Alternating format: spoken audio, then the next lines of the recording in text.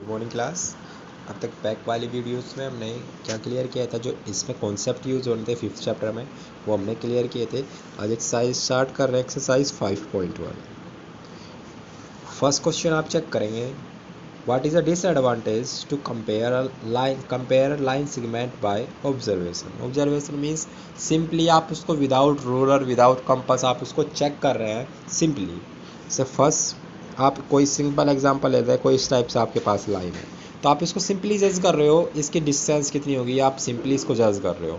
तो जब भी आप इसको सिंपली बाय ऑब्जर्वेशन इसको सिंपली जज करोगे, तो आपके पास डिसएडवांटेज क्या होगी कि आपको उसकी एक्यूरेट वैल्यू नहीं मिलेगी, या उसमें जो एरर होगा, एरर आपके पास क्या शो होगा। अगर सिंपली आप इसको चेक कर रहे हो, मैंने बोला कि इसकी मेजरमेंट कितनी है, 3.1 है। तो जब आप इसको सिंपली मेज़र करोगे तो आपको परफेक्ट एक्यूरेट वैल्यू तो फिक्स नहीं होगी ना, आपको एक्यूरेट मेज़र फिक्स नहीं होगी। तो सेम वही कॉन्सेप्ट आपको यहाँ पे बताना है। तो सेम आप यहाँ पे क्या लिखोगे, वी फाइंड एरर या may be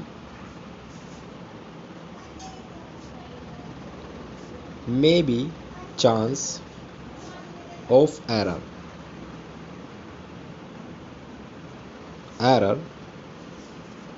due to improper viewing, या सिंपल आप लिख सकते हैं maybe chance of error. Clear है, जितना भी लिखेंगे वो भी आपके पास राइट होगा, एरर। तो या आप सिंपल डायरेक्ट यही लिख रहे,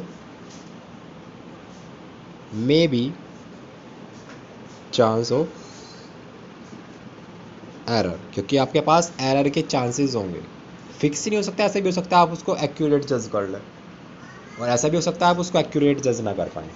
क्लियर है, तो यही कंडीशन आपको यहाँ पे चेक करनी थी। सेकंड क्वेश्चन में आप चेक करेंगे, what is a better to use a divider than ruler, because while measuring a length of line segments। तो देखो सेम अब की बार आपको टू ऑप्शंस दिए हैं, तो देखो इन चीज़ों को भी दोनों को डिफरेंस समझते हैं। जैसे 2 लाइन सेगमेंट्स मैंने यहाँ पे ड्रॉ किए, 2 लाइन सेगमेंट मैंने ड्रॉ किए।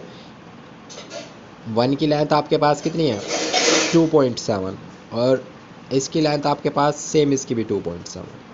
ठीक है, अब इसको आपको कंपेयर करना है रूलर एंड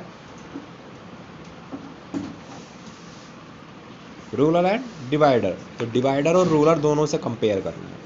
देखो इस कंडीशंस में आपके पास एरर क्या सो होता है, अगर आप फर्स्ट ऑफ ऑल आप रूलर से यूज़ कर रहे हो, तो आप रूलर इस टाइप से रखोगे यहाँ पे, और आप काउंट करोगे।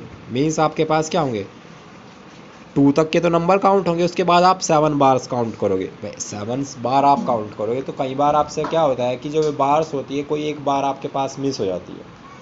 जैसा आप सिंपली इनको मेज़र कर रहे हो, काउंट कर रहे हो, तो आपके पास पॉसिबिलिटी है कि आपके पास कोई बार आप काउंट ना करो। जैसे आप जब इनको काउंट करोगे तो 7 को आप 6 ही काउंट कर पाओ, या कई बार आप 7 को 8 काउंट कर दोगे।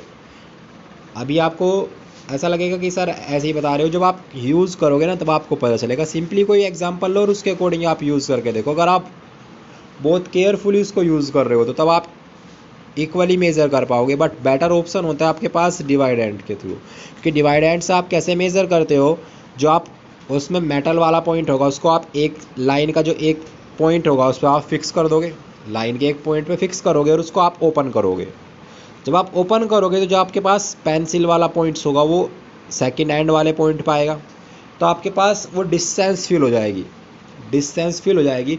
अब उस डिस्टेंस को आप स्केल लोगे और स्केल पे आप पुट करके चेक करो ये कितनी मेजरमेंट है, तो वहाँ पे आपके पास एक्यूरेट होता है कि वो आपके पास फिक्स आएगा उस पॉइंट पे। तो यही एक बेटर डिफरेंस होता है कि अगर आपके पास ruler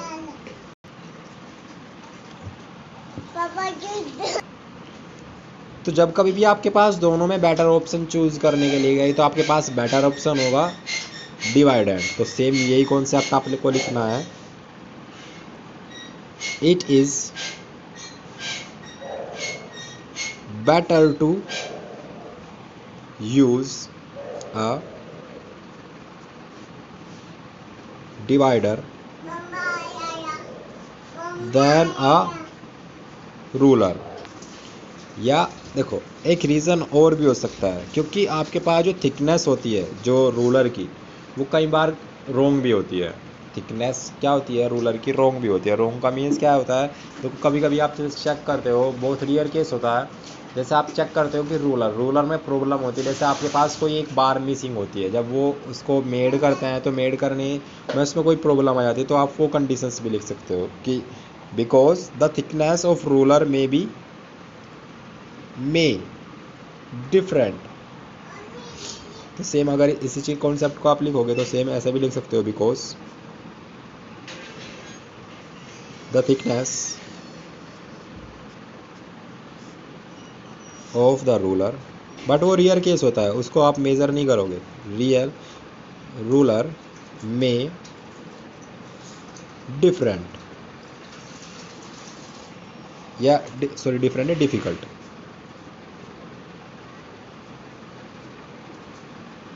डिफिकल्ट्स to read, to reading या इन रीडिंग। क्लियर है, इन रीडिंग, सॉरी टू नहीं, इन रीडिंग। तो सेम देखो, या तो आप रीज़न लिखो या ना लिखो कोई मैटर नहीं है, आपको सिंपल लिखना है it is a better to use a divided than ruler, because reason आपके पास क्या है, थिकनेस ऑफ रूलर में डिफिकल्ट टू रीड। तो डिफ़िकल्ट रीड क्यों होगा, क्योंकि आपके पास कोई एक पॉइंट आप मेजरली क्या कर सकते हो, मिस कर सकते हो। देखो कंडीशंस क्या यूज़ की है, मैं पॉसिबिलिटी है, फिक्स नहीं बोल रहा हूँ, पॉसिबिलिटी यूज़ कर रहा हूँ। ऐसा नहीं है कि ईच स्टूडेंट्स गलत मिस्टेक करेगा, कुछ स्टूडेंट्स में कर सकते हैं, कोई केस होगा, कोई रियर केस होगा जिसमें आप मेजरली मिस्टेक कर सकते हो। क्लियर है, तो आई होप ये क्वेश्चन क्लियर हो गया होगा। नेक्स्ट क्वेश्चन पे मूव करते हैं, क्वेश्चन नंबर 3। क्वेश्चन नंबर 3 में आप चेक करोगे, ड्रॉ अ लाइन सेगमेंट से A B, think a point C lie in between A B, measure the length of A B B C and A C, is A B equal to A C plus C B. ये condition आपके पास given the है। तो देखो same आप check करोगे, आपके पास कोई एक लाइन आप यूज़ करो ए बी, मेजरमेंट मुझे गिवन नहीं है तो मेजरमेंट आप कोई भी यूज़ कर लो। जैसे फॉर एग्जांपल मैंने 4 सेंटीमीटर की लाइन सेगमेंट ड्रॉ कर ली, कोई भी मेजरमेंट की आप यूज़ कर लो। क्लियर है, अब देखो उसने कंडीशन आपके पास क्या दी है, take C point between A B, और उसके बिटवीन में तो कहीं पे भी आप कोई पॉइंट सी ले लो, या तो वो आप इसको ए के नियरेस्ट यूज़ करो, बी के नियरेस्ट यूज़ करो, मिडल में यूज़ करो, डजन मैटर, कहीं भी आप यूज़ कर लो। तो आपने कोई भी पॉइंट यूज़ किया। अब देखो सेम आप चेक करोगे, जो आपके पास टोटल डिस्टेंस है, जब बिटवीन में आप ये यूज़ करोगे तो आपके पास ये ए बी लाइन आपने ए सी एंड बी सी में ब्रेक हो गई। भाई टोटल मेजरमेंट तो ए बी रहेगी, ऐसा तो नहीं होगा अगर मैं इसके मिडिल में पॉइंट यूज़ कर रहा हूँ तो ये लाइन 4 सेंटीमीटर है, और अगर मैंने पॉइंट यूज़ कर दिया तो ये लाइन 5 सेंटीमीटर हो जाएगी। नहीं, इसकी मेजरमेंट तो इतनी रहेगी। भाई सी पॉइंट क्या करेगा, उसको 2 पार्ट में डिवाइड करेगा, एक पार्ट ए सी होगा, एक पार्ट आपके पास बी सी होगा। तो जैसे सेम आप चेक करोगे, इसको रूलर की हेल्प से, डिवाइडेंट की हेल्प से आप चेक कर लो ये मेजरमेंट कितनी है।